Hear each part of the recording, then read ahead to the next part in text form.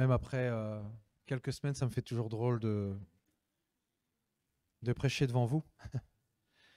Et justement, hier, c'est vrai que, ouais, c'est hier, j'avais envoyé un message à Christine pour prendre un petit peu de ses nouvelles et des nouvelles de Christiane.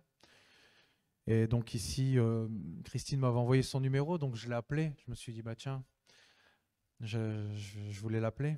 J'avais à cœur de l'appeler parce que c'est vrai qu'hier, je préparais. Et je l'ai appelé pendant, enfin, ça devait durer 10 minutes, ça a duré une demi-heure. On a pas mal échangé. Donc elle vous remet le bonjour. Et, euh, et c'est vrai que je disais qu'on avait besoin de gens, parce que c'est vrai que notre premier rôle, c'est l'intercession. Et je lui disais que justement, à la place où elle était, on avait vraiment besoin d'elle, parce que je sais que c'est une femme d'intercession. Et je voulais l'encourager à continuer. Je sais qu'elle est avec nous en esprit, mais vraiment, quand hier je parlais avec elle, j'avais vraiment à cœur de l'encourager à continuer de faire ce qu'elle fait. Parce que vraiment, dans les coulisses, c'est là qu'il y a le plus gros travail, je pense. Et d'ailleurs, j'avais à cœur aussi de prier pour elle, donc j'ai aussi prié pour elle. J'ai pris un temps, j'ai dit, si tu veux, on peut prier. Et à la fin, j'étais dans la joie du Saint-Esprit. J'étais joyeux, je parlais, j'avais le sourire et je sais que ça venait pas de moi. Et je rendais grâce parce que je sais que ce que j'avais fait était bon, était bon. Donc bah, aujourd'hui, je voulais parler, c'était une petite parenthèse, je voulais parler un petit peu du pardon. Je vais entretenir cela avec vous au niveau où moi je le connais, puisqu'on dit toujours que on peut parler que de ce qu'on connaît. Mais je voulais quand même faire un petit récapitulatif, un petit peu à partir de justement des patriarches jusqu'à la dispensation de la loi, puis la dispensation de la grâce, pour un peu montrer ce qu'est le don que Dieu a donné à l'humanité, c'est-à-dire le pardon. Parce que c'est un don de Dieu. Et on verra après dans une étude que j'ai prise qui n'est pas chrétienne et qui montre bien la vérité. Et je veux commencer d'abord par le patriarche qui était Abraham, dans Genèse 17, 1, 2.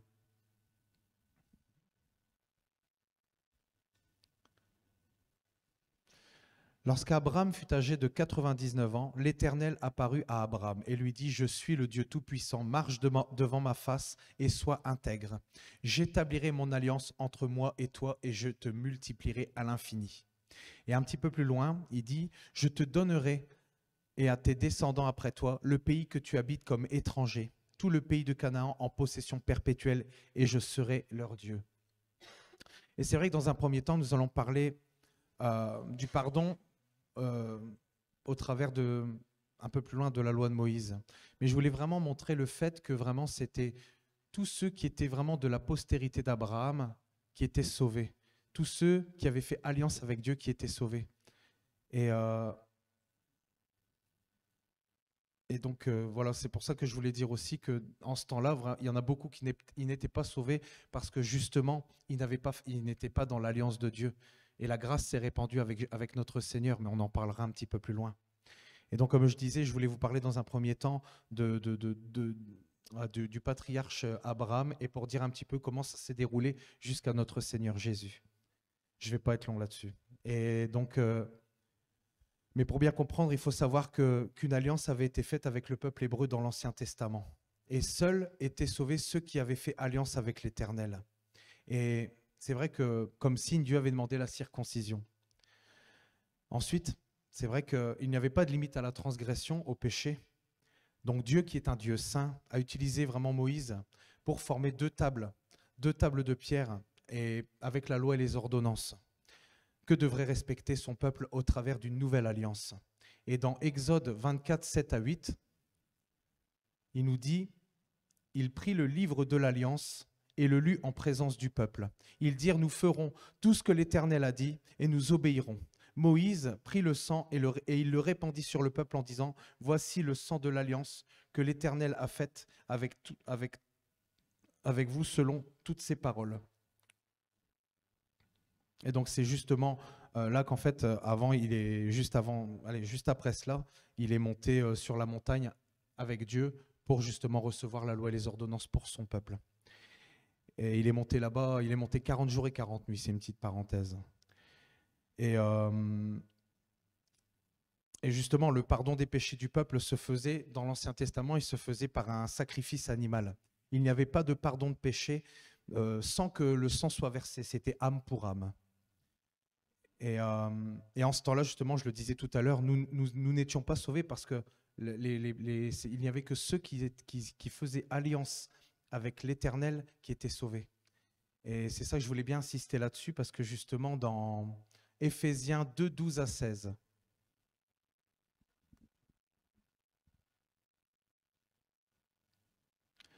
souvenez-vous que vous étiez en ce temps-là sans Christ, privés du droit de cité en Israël, étrangers aux alliances de la promesse, celle qui avait été faite à Abraham, ce soit dit en passant, et sans espérance et sans Dieu dans le monde. Mais maintenant, en Jésus-Christ, vous qui étiez jadis éloignés, vous avez été rapprochés par le sang de Christ, car il est notre paix, lui qui des deux n'en a fait qu'un. Quand on dit lui qui des deux n'en fait qu'un, on parle justement du peuple païen et du peuple juif. Et qui a renversé le mur de séparation, l'inimitié ayant anéanti par sa chair la loi des ordonnances dans ses prescriptions, afin de créer en lui-même avec les deux un seul homme nouveau, en établissant la paix et de les réconcilier l'un et l'autre en un seul corps avec Dieu par la croix, en détruisant par elle l'inimitié. Et soit dit en passant, l'inimitié, c'est un sentiment hostile. Et hostile, en fait, nous étions ennemis de Dieu avant. C'est ça que ça voulait dire, en fait.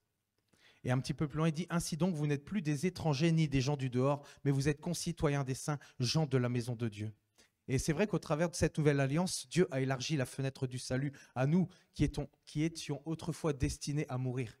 C'est vrai qu'avant, on n'avait pas de salut, et il le dit un petit peu plus haut. Souvenez-vous qu'en ce temps-là, vous étiez sans Christ, privés du droit de cité en Israël. Et un petit peu plus loin, il dit qu'on était avant des étrangers. Donc, c'est vrai qu'on était destinés à mourir dans nos péchés, sans pardon.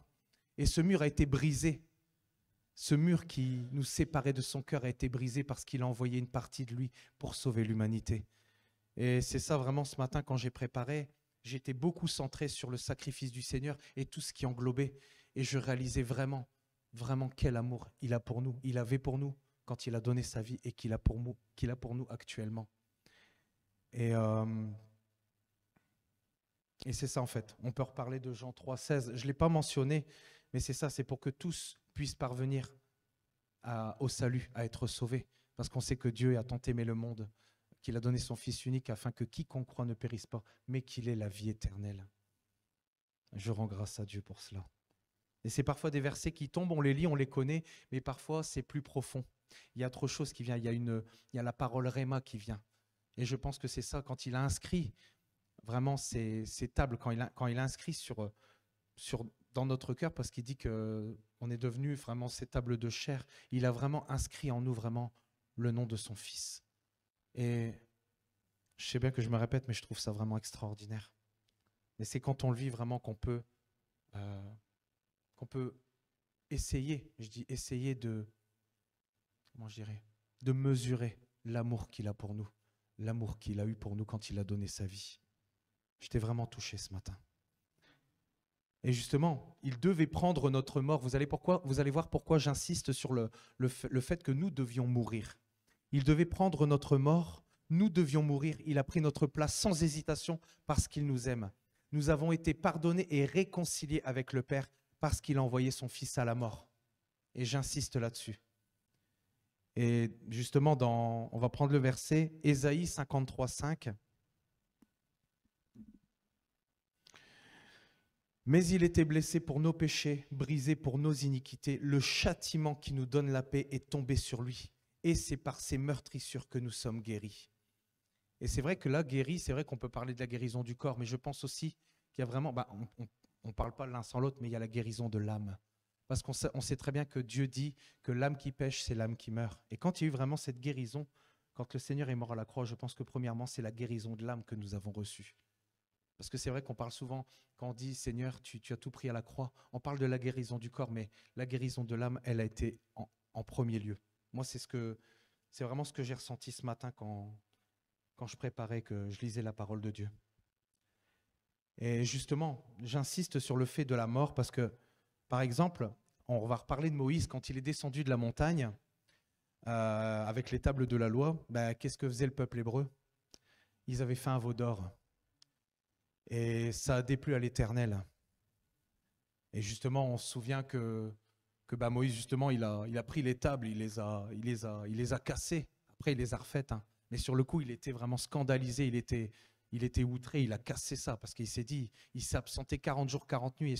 Et sur ce laps de temps, ben, le peuple hébreu s'était déjà détourné parce qu'ils adoraient une idole. C'était une abomination devant Dieu.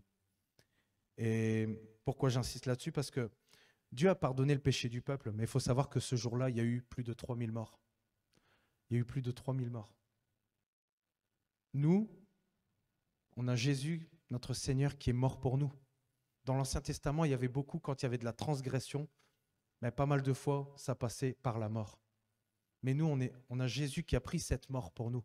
Parce que c'est vrai que parfois nous fautons, parfois nous faisons des choses, parfois nous n'obéissons pas. Mais on peut se souvenir que quand nous demandons pardon, on sait que c'est Jésus qui a pris cette mort qui nous était destinée à la base. C'est pour ça que je voulais vraiment insister sur le phénomène de mort, parce qu'on sait que dans l'Ancien Testament, beaucoup de transgressions se sont terminées par la mort. Et voilà, c'est ça que je voulais vous partager au niveau vraiment de... Parce que le peuple avait été en abomination à l'Éternel et qu'il semait le désordre dans le camp. Et ils ont dû justement... parfois même aller enlever la vie à ceux qui étaient même de leur famille parce qu'ils avaient transgressé la loi de Dieu. Et c'est ça, je pense, qui était terrible et tout. Mais je pense qu'on ne peut pas mesurer parce que nous, on est sous la nouvelle alliance. On est sous la dispensation de la grâce. Et moi, je rends grâce à Dieu pour cela. Du fait que nous avons été sauvés par sa grâce. Il ne faut pas que je me perde parce que j'ai ce don de me perdre. Si, les pages sont numérotées, mais manuscrits parce que j'ai pas eu le temps ce matin de... Et justement, pour illustrer ce que je disais, je voulais prendre Exode à titre d'exemple. Je ne vais pas tout lire, hein. C'est Exode 32, c'est 27 à 33. Et il leur dit, ainsi parle l'Éternel, le Dieu d'Israël, que chacun de vous mette son épée au côté, et c'est terrible, hein. Traversez et parcourez le camp d'une porte à l'autre, et que chacun tue son frère, son parent. Les enfants de Lévi, firent ce qu'ordonnait Moïse, et environ 3000 hommes parmi le peuple périrent en cette journée. Et un peu plus loin, il dit, le lendemain, Moïse dit au peuple, vous avez commis un grand péché, je vais maintenant monter vers l'Éternel, j'obtiendrai peut-être le pardon de votre péché. Moïse se retourna vers l'Éternel et dit, ah, ce peuple a commis un grand péché, ils se sont fait un dieu d'or. Et un peu plus loin, il dit, l'Éternel dit à Moïse, c'est celui qui a péché contre moi que j'effacerai de mon livre. Nous avons, comme je dis et j'insiste, Jésus qui a pris notre place et qui a permis que nous puissions être inscrits dans le livre de vie. Et c'est comme je disais, j'ai vraiment compris ça ce matin et je rends vraiment grâce à Dieu de ce que nous sommes sous la dispensation de la grâce.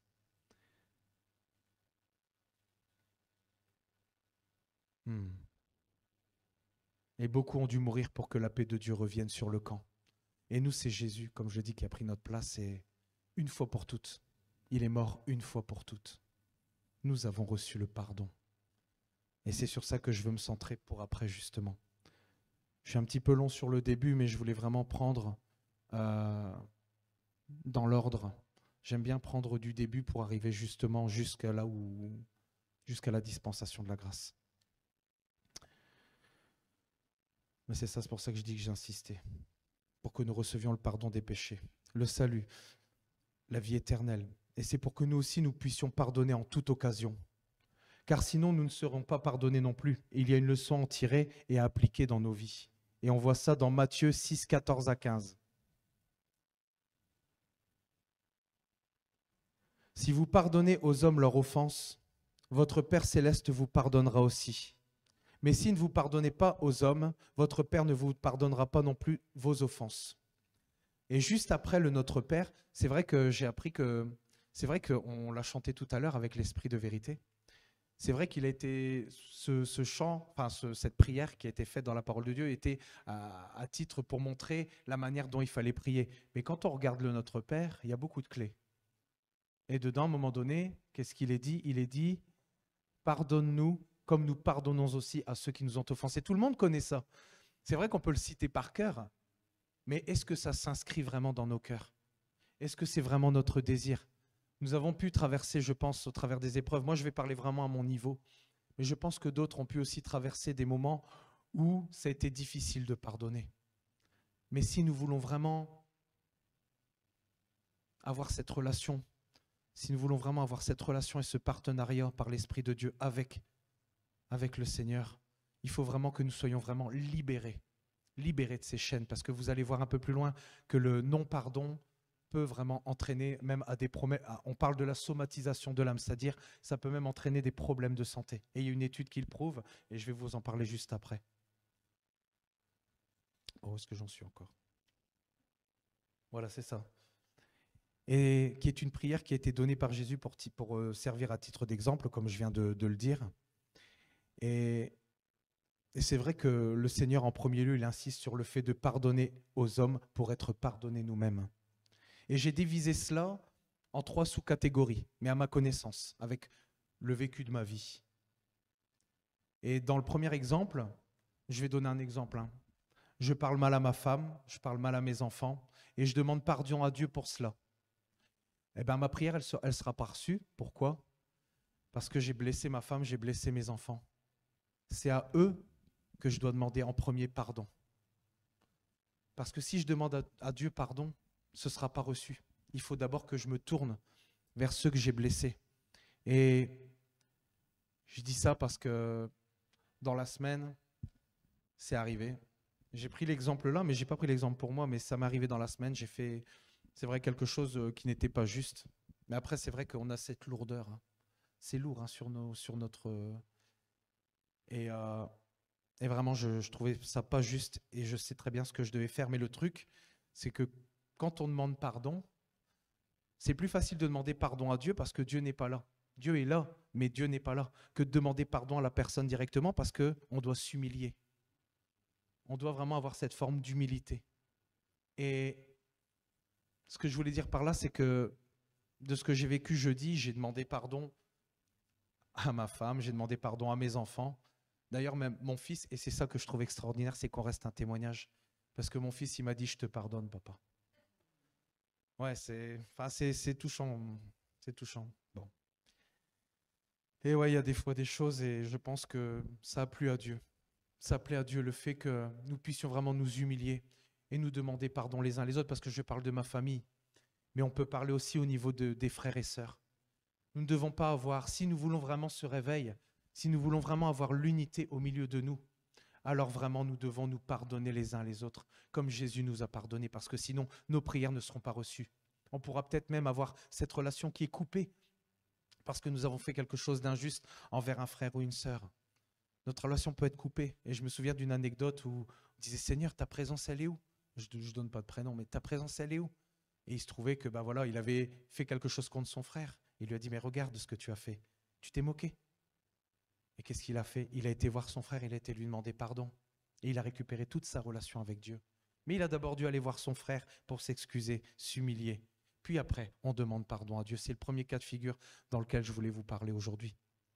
Parce que c'est vrai que j'ai passé du temps tout seul hier. Et à un moment donné, j'ai eu à cœur de me prosterner quand je préparais. J'y pensais et je me suis prosterné devant Dieu et j'ai commencé à pleurer. C'est drôle, c'est un sentiment que je n'ai pas l'habitude d'avoir. Et j'ai senti vraiment que j'étais en train d'être libéré. Et même d'être délivré, parce que c'est vrai qu'on demande pardon parce qu'on a eu un certain comportement. Mais il faut voir si ce comportement n'est pas dû à un héritage ou n'est pas dû, est dû certainement à un esprit qui anime peut-être. Et j'ai demandé la délivrance à Dieu. Parce que c'est ça aussi. Des fois, on peut faire du mal autour de nous, mais c'est parce qu'il y a quelque chose qui est là.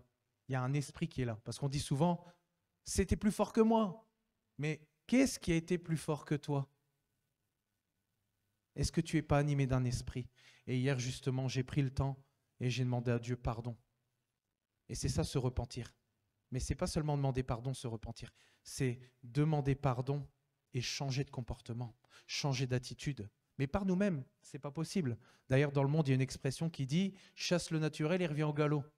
Nous, c'est par l'Esprit de Dieu qu'on peut être délivré, et seulement par son Esprit. Amen. Amen.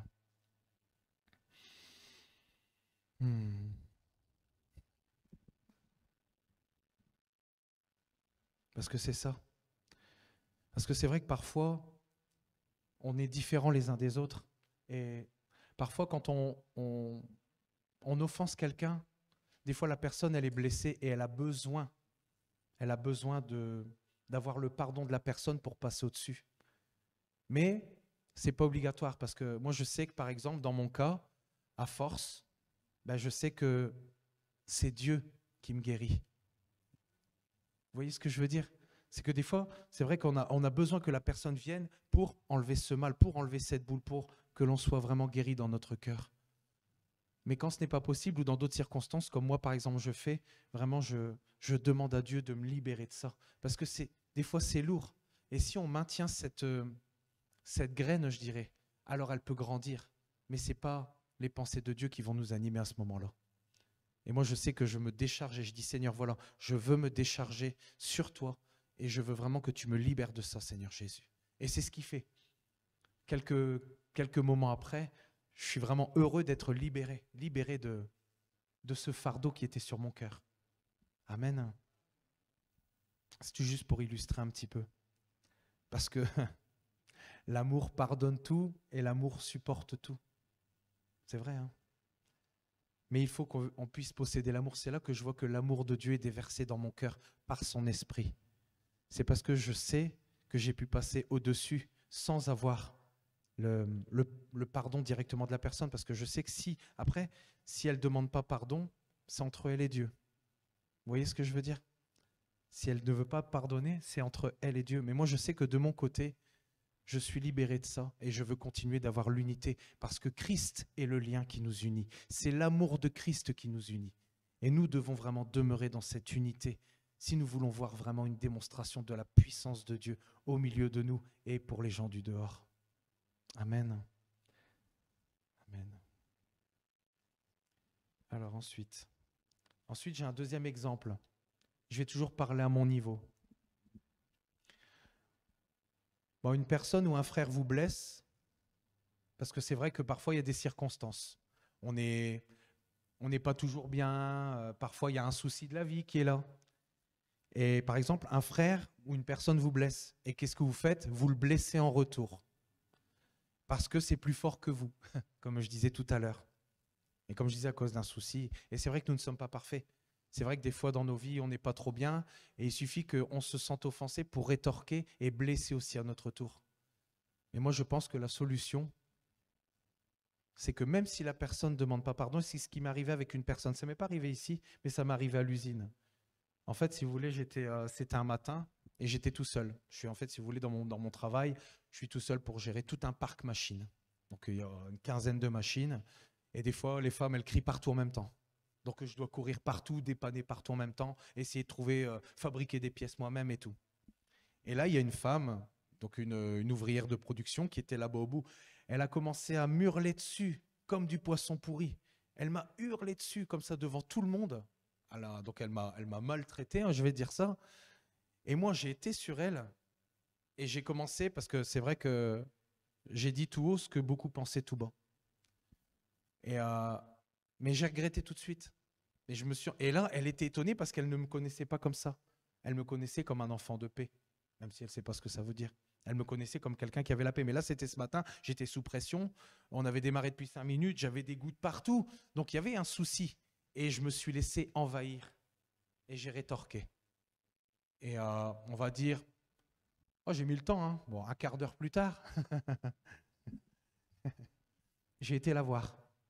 Donc, elle m'avait mal parlé, elle m'avait offensé, et j'ai été la voir et je lui ai dit, écoute, je te demande pardon pour ce que je t'ai dit tout à l'heure.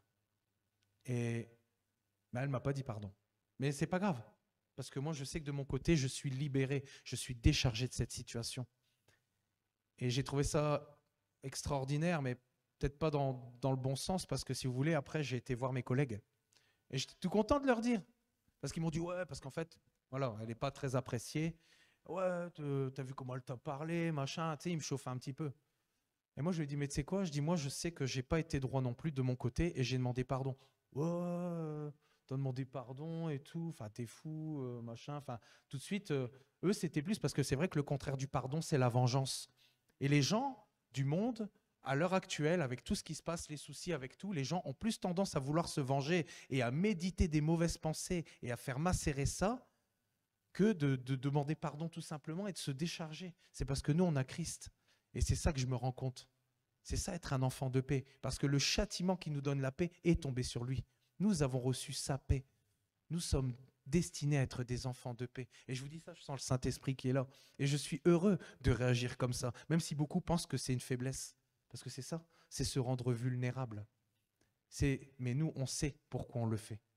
Ouais, on sait pourquoi on le fait. Amen. Et ouais. Alors, si tu as quelque chose à dire, je t'en prie, je t'en prie. Nous avons besoin d'exemples.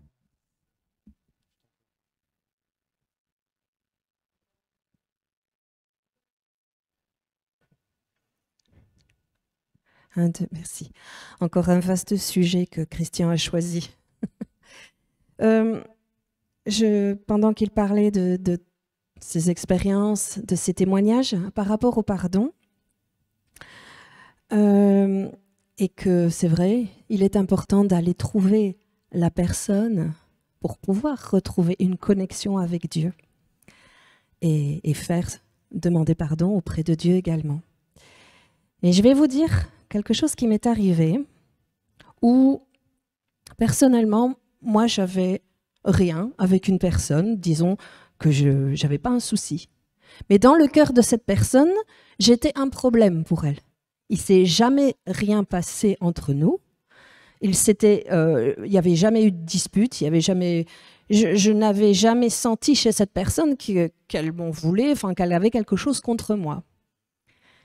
Et puis un jour, cette personne est venue me voir parce qu'elle a été reprise par le Saint-Esprit au sujet de pardonner, et elle est venue me déballer tout ce qu'elle avait contre moi et me demander pardon. Mais je n'étais pas au courant de ça. Et je dois vous dire, ça ne m'a pas aidée. Ça ne m'a pas aidée parce que moi, j'avais rien envers cette personne et je n'ai pas compris pourquoi elle venait me charger avec tout ça. Et bien sûr, c'est une expérience qui vous donne de pouvoir réfléchir sur vous-même et de travailler sur ça. Et de mon côté, du coup, moi, j'ai dû demander pardon. Mais je me suis dit, moi, je ne peux pas faire ce qu'elle a fait envers moi, cette personne. Je ne peux pas aller la retrouver en dire, écoute, moi aussi, je viens de demander pardon parce que tout ce que tu viens de me dire, ça m'a chargé à mort et maintenant, je ne suis pas bien. Non, c'est vrai. Si la personne avait été trouvée, n'était pas venue me voir, mais c'était juste remis en ordre devant Dieu, simplement. Parce que moi, c'était sa perception. C'était pas un problème entre nous. C'était la perception qu'elle avait de moi. Donc, à ce moment-là, quand c'est juste au niveau du cœur et des pensées et qu'il n'y a pas eu quelque chose avec la personne en direct, c'est une affaire entre la personne et Dieu. C'est ce que moi, j'ai dû faire, en fait. Parce que toute cette situation m'a mis très mal à l'aise vis-à-vis de cette personne. J'ai dit, je suis tombée de haut. Et du coup, moi, je me suis sentie offensée parce que j'ai jamais imaginé qu'on pouvait penser ça de moi. J'ai jamais pensé que cette personne, elle avait autant de rancœur vis-à-vis de moi et j'ai pas compris, en fait. Mais du coup, ça a levé quelque chose en moi. Je me suis sentie offensée. C'est vrai que j'ai eu de la peine et tout. Mais je me suis dit, je vais pas recommencer l'affaire, sinon on n'en sort plus. C'est un cercle vicieux, vous comprenez? Du coup, de mon côté, moi, j'ai fait ce que peut-être la personne aurait dû faire tout de suite, c'est voir entre quatre yeux avec Dieu. Donc, il y a vraiment des situations où si c'est votre propre perception vis-à-vis d'une personne, votre propre perception, ou du moins celle que Satan essaye de vous faire entendre, là, c'est une affaire entre Dieu et vous. Il faut être sage dans la façon dont on amène les choses. Voilà. C'est vrai. C'est un autre cas de figure et je suis tout à fait d'accord parce que c'est vrai que la parole de Dieu nous dit aussi de soumettre toute pensée captive à l'obéissance de Christ. Et c'est vrai que parfois, on peut avoir des mauvaises pensées, mais le tout, c'est de ne pas les exploiter. Parce que c'est ça, je pense, qu'a fait cette personne. Elle a commencé à exploiter alors qu'il n'y avait rien avec Agathe et elle a commencé à cultiver ça. Et ça a grandi, jusqu'à temps qu'à un moment donné, elle a cru qu'elle avait quelque chose avec Agathe et elle était lui dire, mais je pense que c'est ça. C'est parce qu'à la base, elle a exploité une pensée qui n'était pas de Dieu, certainement pas de Dieu. Un bel exemple. Donc, je vais dire, au lieu de dire exemple numéro 3, je dirais exemple numéro 4 alors. Non, c'est bien. C'est bien. C'est bien d'apporter des expériences comme ça pour illustrer un petit peu, parce que ça peut, alors à ce moment-là, on peut comprendre et on peut aussi faire ce travail-là de notre côté. Comme là, le fait de, s'il y a des mauvaises pensées qui viennent, on sait très bien où est-ce qu'il faut les envoyer. On ne peut pas empêcher les oiseaux de passer au-dessus de nos têtes, mais on peut les empêcher de faire le nid sur notre tête. J'aime bien cette expression. Et donc j'en étais où ici? Alors voilà, c'est bon. Et justement, je voulais, pour montrer un petit peu les conséquences de ce que le non-pardon, de ce que le stress, le fait de cultiver peut engendrer sur la santé.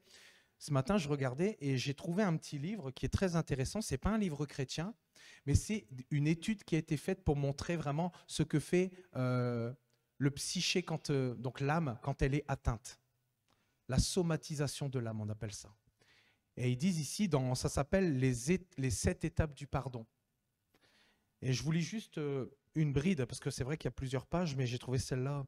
Il dit, les chercheurs de l'université du Wisconsin ont vérifié comment le fait de pardonner est un remède efficace pour réduire le risque de maladies cardiaques et de graves troubles mentaux. Parce que c'est ça le psyché, c'est l'âme psychique. Et donc on parle de graves troubles mentaux. Les chercheurs ont expliqué que le pardon peut s'apprendre en s'exerçant à pratiquer les justes techniques grâce auxquelles on atteint un nouveau niveau de bien-être, même après peu d'applications. Désormais, la science du pardon, donc on parle de science ici, la science du pardon s'applique dans les cas de traumatisme les plus extrêmes. Bon, là, je vais passer comme la violence sexuelle, les abus, la prise en charge d'un deuil ou d'une maladie terminale, l'avortement, les traumatismes. Enfin, il y a pas mal de choses, je vais passer juste ça. Voilà. Et la science s'est appropriée un outil, donc on parle du pardon, s'est approprié un outil considéré jusque-là comme étant une vertu, laquelle n'était enseignée que dans un contexte religieux ou spirituel. Extraordinaire. Et pourquoi ça marche? Parce que c'est un don de Dieu.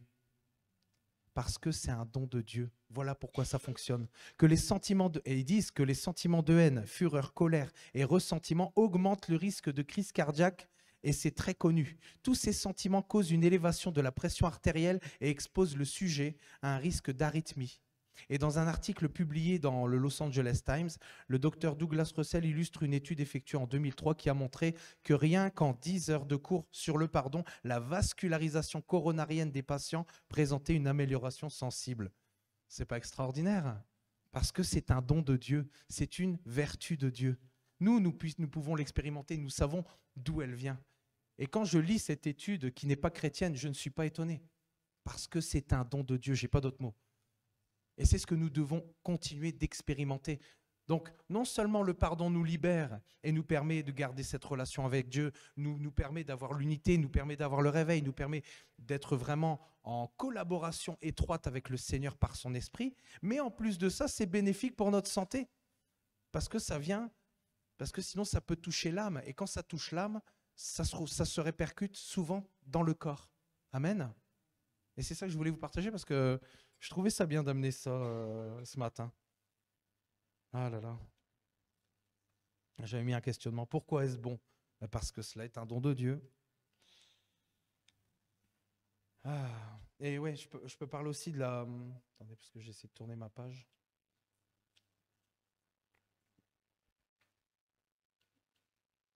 Excusez-moi. C'est de l'autre côté que je devais aller en fait.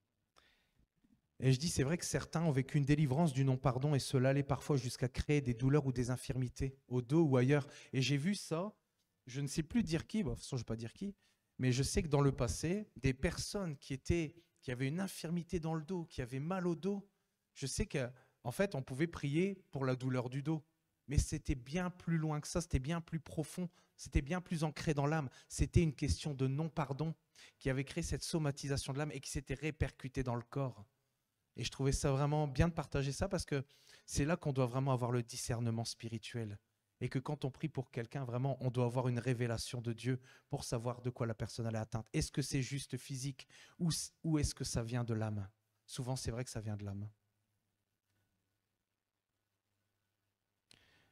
Et donc voilà, je dis, on appelle ça somatisation. Et mon troisième exemple,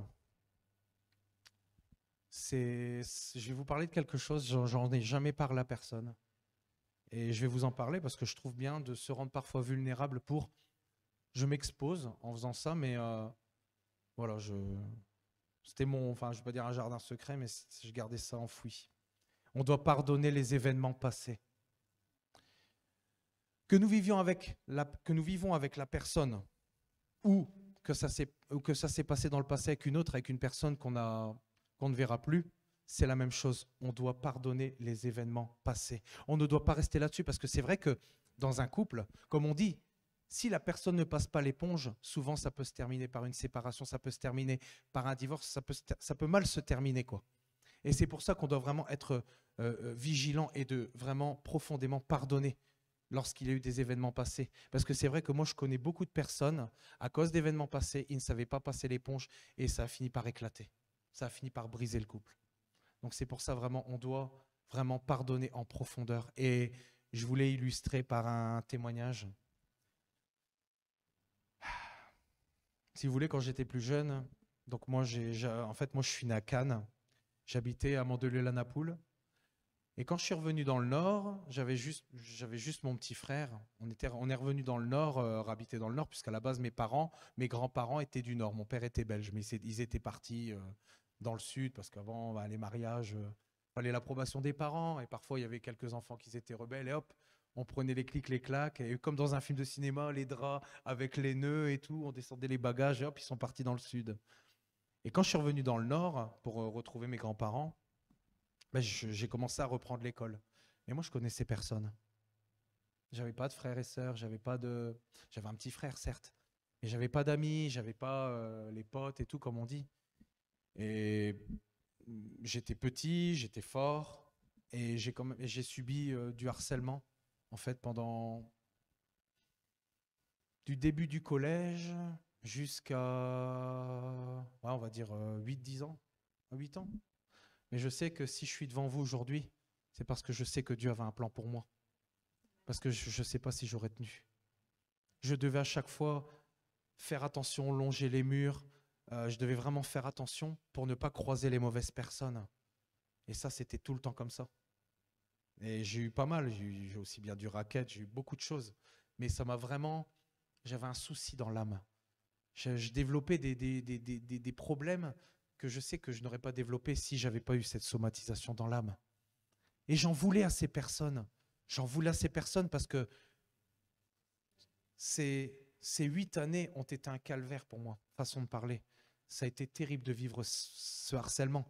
Et je parle aussi au niveau parce que je sais qu'à l'heure actuelle, que ce soit dans les structures, dans les entreprises et beaucoup à l'école, parce que la méchanceté, elle a grandi aussi dans les écoles. Et dès le plus jeune âge, hein, maintenant, ça commence à 4-5 ans, ça commence déjà. Hein. Et au travers de ça, vraiment, j'ai pardonné. J'ai pardonné ces personnes, même si je les ai plus vues, j'ai pardonné ces personnes parce que j'ai rencontré mon papa. J'ai rencontré celui qui pouvait me libérer de ce fardeau.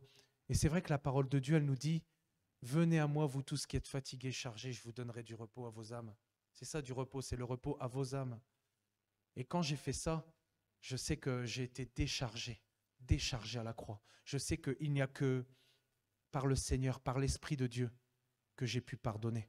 Sinon, je sais que je n'aurais pas pu pardonner parce que ça a été difficile de vivre ça. Vous imaginez pas comment j'ai souffert. Ce que je vous dis là, c'est peut-être 40%. Il y a encore le reste. J'explique pas tout parce que voilà, il n'y a pas lieu, mais je voulais vous expliquer l'essentiel. Et je sais qu'il y a des gens qui vivent des choses terribles, et même pire que moi. Mais j'ai trouvé vraiment la force de pardonner parce que je savais que j'avais eu cette conviction et je sais que le Seigneur m'a montré ça. C'est pour ça qu'on ne doit pas mettre en oubli non plus les anciennes choses, parce que des fois on dit « Ah bah tiens, c'est pas grave, là je parlais de moi à ce niveau-là », mais on ne doit pas mettre en oubli les dettes et d'autres choses encore. Parce que je pense que c'est important quand le Saint-Esprit nous met à cœur de demander pardon, que ce soit pour les héritages, que ce soit dans les héritages des choses qui se sont passées, que ce soit autour de nous. On ne doit pas hésiter une seule seconde, quand on est repris par le Saint-Esprit, à demander pardon. Parce que ça va être libérateur. On ne se rend peut-être pas compte tout de suite, parce qu'on veut pas cultiver, mais on en veut, quoi. Mais je pense vraiment que quand on est rempli de l'amour de Dieu, je pense que tout est possible. Tout est possible. Et le pardon, c'est vraiment quelque chose pour moi de vital pour la vie spirituelle, la marche par l'Esprit avec Dieu. Amen.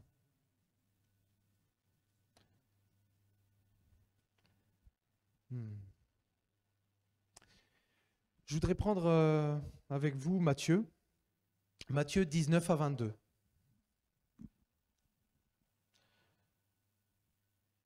Je vous dis encore que si deux d'entre vous s'accordent sur la terre pour demander une chose quelconque, elle leur sera accordée par mon Père qui est dans les cieux. Car là où deux ou trois sont assemblés en mon nom, je suis au milieu d'eux. Alors Pierre s'approcha de lui et dit, Seigneur, combien de fois pardonnerai-je à mon frère lorsqu'il péchera contre moi? Sera jusqu'à 7 fois?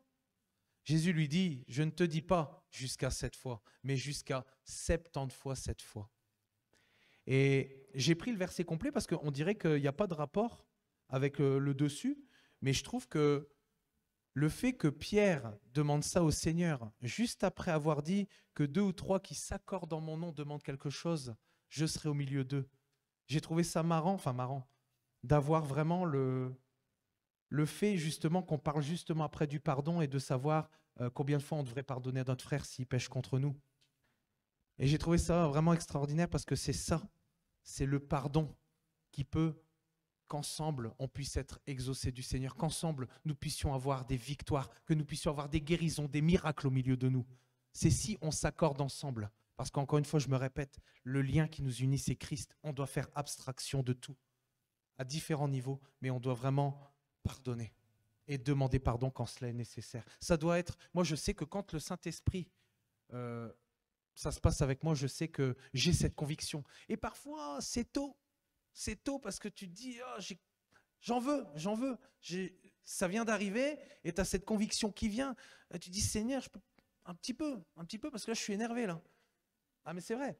Et parfois c'est dur, mais je finis par laisser aller. Comme je dis, un quart d'heure, ça va.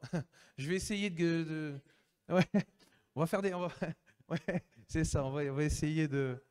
Ouais, c'est ça. Après, je vais dire, bon, c'est un quart d'heure parce que je devais être occupé ailleurs sur une machine. J'avais déjà pardonné, en fait. Non, mais en tout cas, voilà. Et c'est ça. En fait, je me souviens, je ne donne pas de prénom, mais je me souviens de quelqu'un qui avait dit au milieu de nous, et ça m'avait interpellé parce que je m'en souviens encore, qui disait, j'en ai marre de demander pardon. Et hélas, malheureusement, il n'est plus là parce que c'est jusqu'au bout. Jusqu'au bout, nous aurons à demander pardon et à pardonner. C'est comme ça. On n'est pas parfait. C'est pour ça que Dieu dit dans sa parole que l'amour supporte tout. L'amour pardonne tout. Mais c'est quoi? C'est pas l'amour philéo, pas l'amour de l'homme, c'est l'amour de Dieu déversé dans nos cœurs par son esprit. C'est ça que je veux qu'on puisse comprendre aujourd'hui, que par nous-mêmes, parfois on ne sait pas pardonner. Mais si on laisse Dieu agir dans notre cœur, tout est possible. C'est ça que je veux amener. Parce que je sais qu'il y a parfois des situations difficiles, mais Dieu fait une œuvre extraordinaire. Ouais, c'est ça. J'avais même le mot, c'est inlassablement demander pardon, inlassablement pardonner. Jusqu'à 7 fois, 70 fois. Ça veut dire quoi? Ça ne veut pas dire que c'est un nom. On va pas dire qu'à 490 fois, oh, c'est tout, terminé. On m'a dit 7 fois, 70 fois. C'est vraiment pour illustrer le fait que c'est tout le temps. Et on doit faire ça tout le temps. Parce que c'est comme ça. Tant que nous n'aurons pas revêtu le corps incorruptible, eh ben, c'est comme ça. Nous sommes parfaits en Christ parce que nous recherchons la perfection, mais nous ne sommes pas parfaits. Mais nous recherchons la perfection, bien sûr.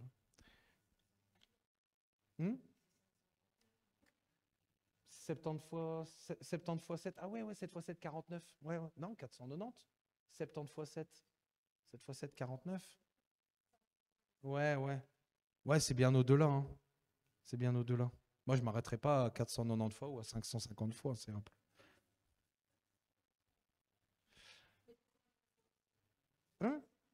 Oui, c'est ça, pour la même faute. C'est ça. C'est inlassablement. Oui, bien sûr, bien sûr, bien sûr.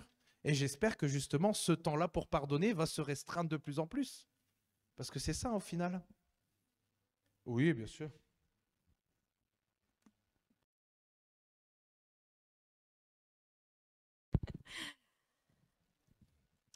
Euh, En fait, il y a deux petites choses que je voulais dire. La semaine passée, j'ai parlé de ce qui pouvait empêcher Dieu de répondre à nos prières. Et je crois que le non-pardon fait partie aussi de la série de choses qui empêchent Dieu de répondre à nos prières. Et parfois, il l'a cité, il y a des choses qui se marquent dans notre corps, des choses, des souffrances physiques qui s'installent suite à du non-pardon. Et c'est vrai, y compris pour la guérison, parce que si on n'a pas vraiment de discernement sur notre être et la souffrance qu'on endure, eh bien, on ne comprend pas que la racine, c'est le non-pardon. Et parfois, le non-pardon, j'oserais dire, on est deux fois victime. Il y a une offense qui est faite, il y a quelque chose de grave qui nous est fait, et suite à cette offense, suite à cette blessure, suite à des actes méchants envers nous, bon, déjà là, on est la victime, mais il y a des choses qui s'inscrivent dans le corps. Et on en souffre en plus. Donc, vous êtes une fois chargé par l'offense, première fois victime, et après, vous êtes chargé par la souffrance, parce que votre âme est en souffrance par rapport à justement cette offense qu'on vous a faite et le fait que vous n'arrivez pas à pardonner. Et pourquoi Dieu ne peut pas répondre? Parce que la racine, elle est au-delà de ta souffrance. Ta racine dans ton problème physique, elle est au-delà. Elle est là où tu n'as pas su pardonner. Et c'est pas une condamnation que je dis. Mais il n'y a que le Saint-Esprit qui peut vous aider dans ce cas de figure à pardonner. Humainement parlant, c'est insoutenable parce que deux fois victime, mais Satan vous déteste. Souvenez-vous que Satan vous déteste et qu'il veut vous détruire. Et s'il a permis, et s'il a mis tout en œuvre pour que vous soyez un jour offensé ou malmené de telle façon, c'est pour vraiment que vous puissiez par la suite être vraiment quelqu'un qui est brisé, quelqu'un qui est en souffrance. Et Satan n'est pas là pour vous faire du bien. Hein. Satan veut vous détruire, c'est dit dans la parole. Donc, n'essayez pas d'avoir justice. Même si vous êtes victime, n'essayez pas d'avoir justice. C'est Dieu qui vous fera justice en son temps. Mais la chose la plus importante, c'est de pouvoir demander de l'aide pour le pardon. Et là, vous verrez la justice de Dieu s'accomplir. Parce que vous aurez une double guérison. Vous aurez la guérison dans votre corps physique, mais vous aurez la guérison dans votre âme par rapport à l'offense du passé. Amen. Amen.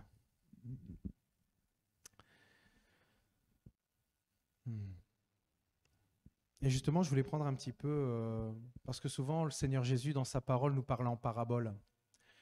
Et je voulais prendre un petit peu quelque chose qui pouvait illustrer. C'était dans Matthieu 18, 23, 35. C'est un petit peu long, mais comme dirait, ça en vaut la peine.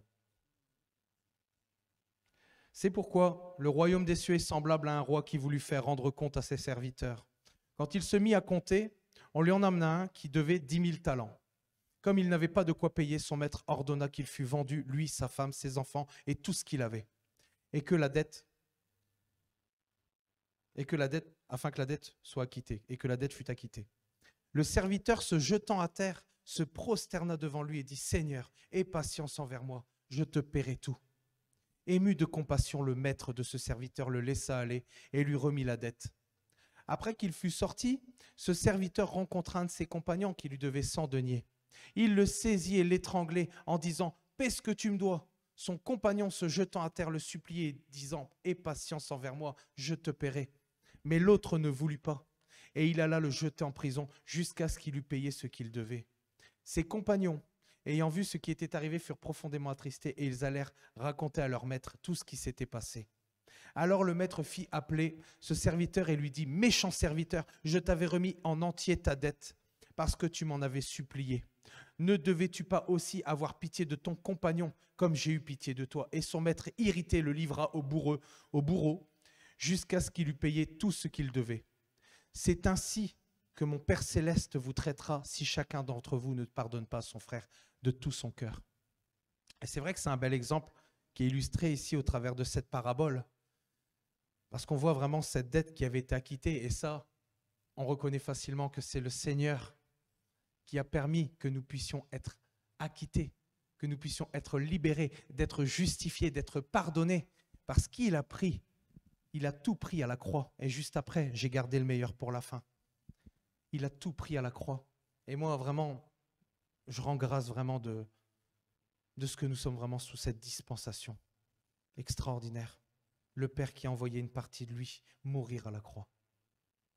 Je trouve ça extraordinaire. Et donc, pour revenir à ça, le fait que lui nous pardonne, et nous, on ne devrait pas pardonner notre prochain.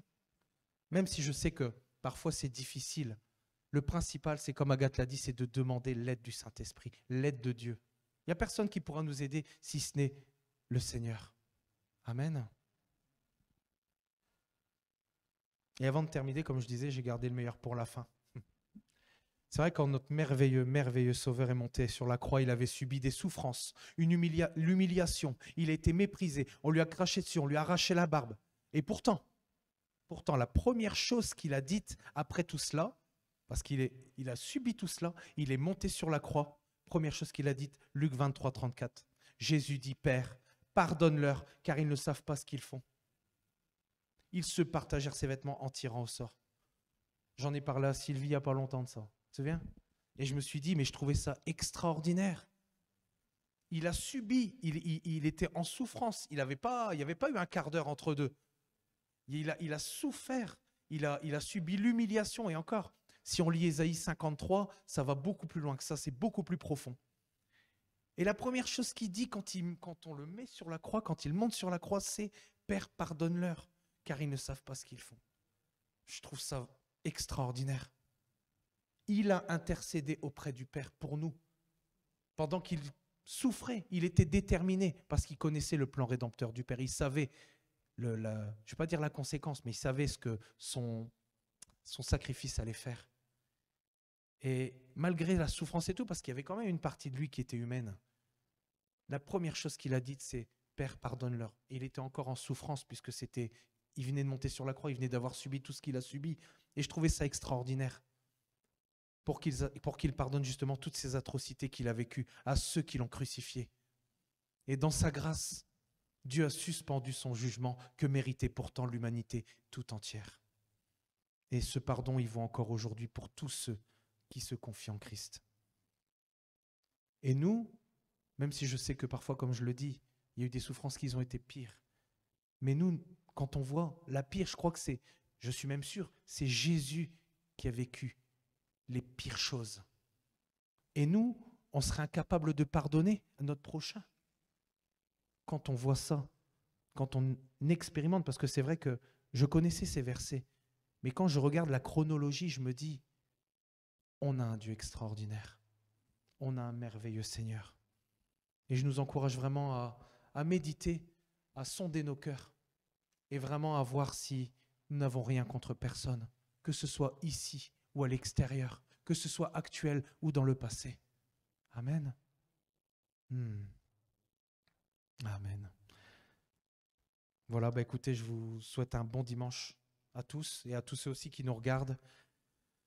Et vraiment, méditons ces choses parce que si nous voulons vraiment être remplis de la plénitude de Dieu, si nous voulons vraiment expérimenter vraiment le domaine de la révélation, le domaine de ce partage merveilleux étroit avec le Saint-Esprit, avec Jésus qui vit en nous, alors vraiment nous devons pardonner et demander pardon quand cela s'avère nécessaire. Amen.